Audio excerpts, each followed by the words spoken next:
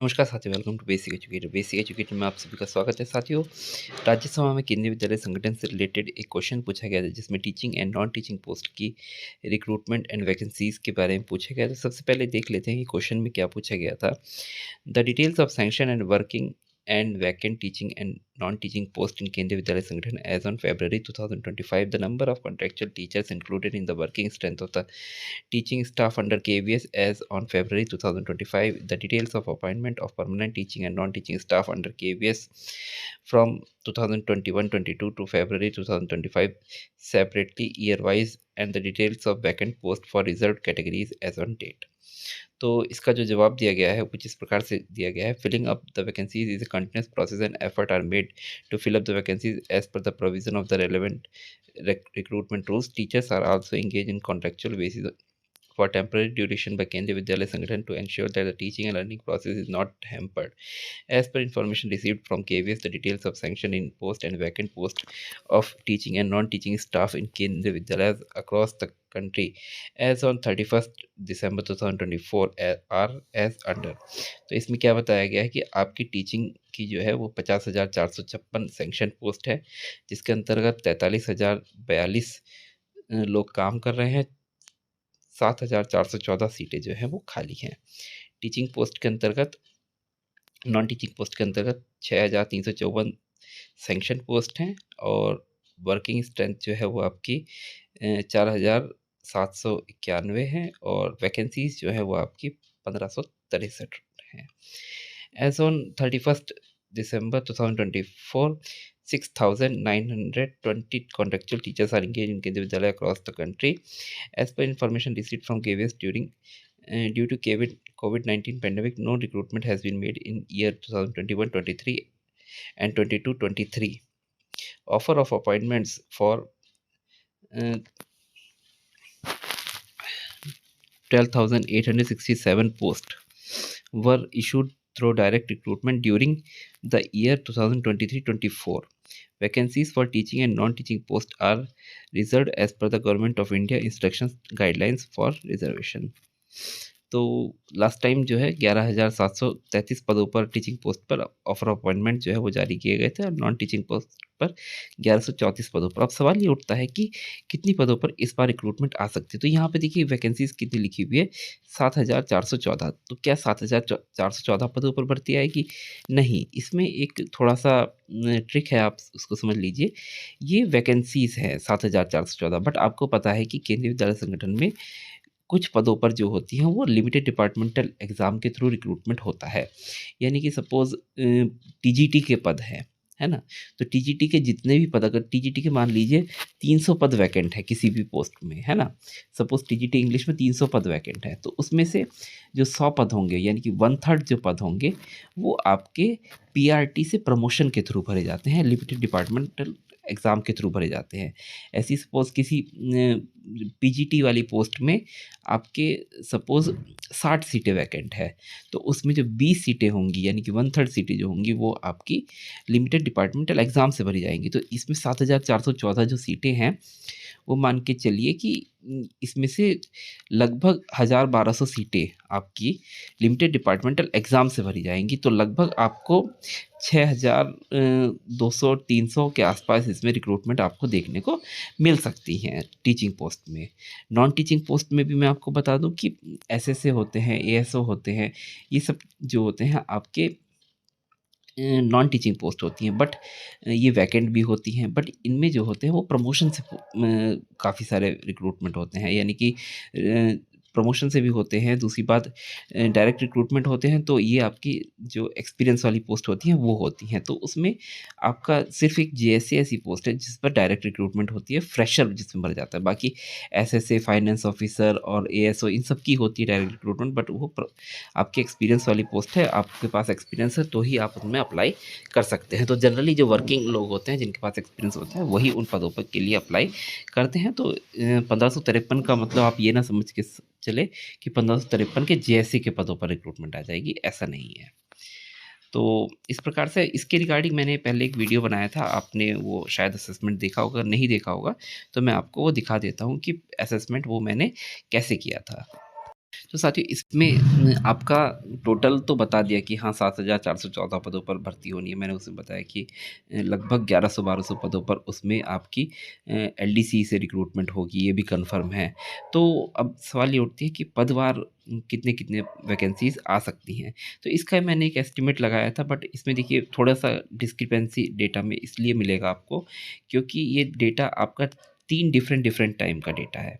जैसे यहाँ पे मैंने सैंक्शन जो पोस्ट ली है, तो सैंक्शन पोस्ट मैंने इसमें ली है, जो रिक्रूटमेंट रूल्स आए हैं उसमें जो सैंक्शन पोस्ट दी है उसमें से मैंने ये सैंक्शन पोस्ट उठाई हैं।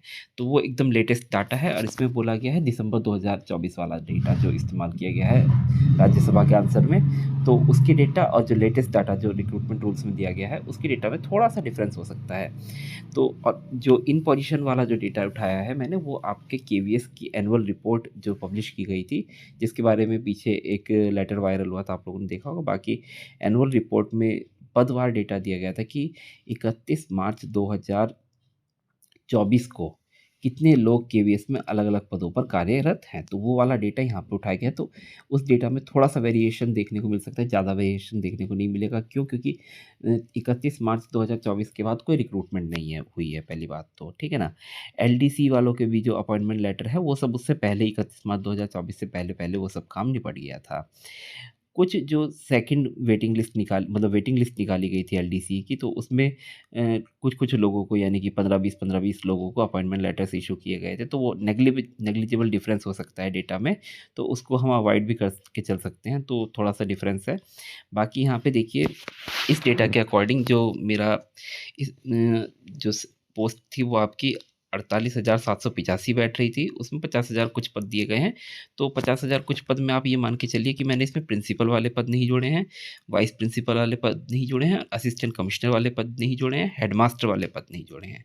ये चारों जो पोस्ट होती हैं ये भी आपके टीचिंग पोस्ट में ही काउंट होती है और उसमें भी वैकेंसीज़ होती हैं। बट आपको पता है ये सभी एक्सपीरियंस, हेडमास्टर पे पीआरटी वालों का प्रमोशन होता है, असिस्टेंट कमिश्नर में प्रिंसिपल लोग जाते हैं, प्रिंसिपल पे आपके जो पीजीटी का एक्सपीरियंस होता है उस वो वाले लोग आते हैं, और वाइस प्रिंसिपल में भी पीजीटी के एक्सपीरियंस वाले लोग आते हैं।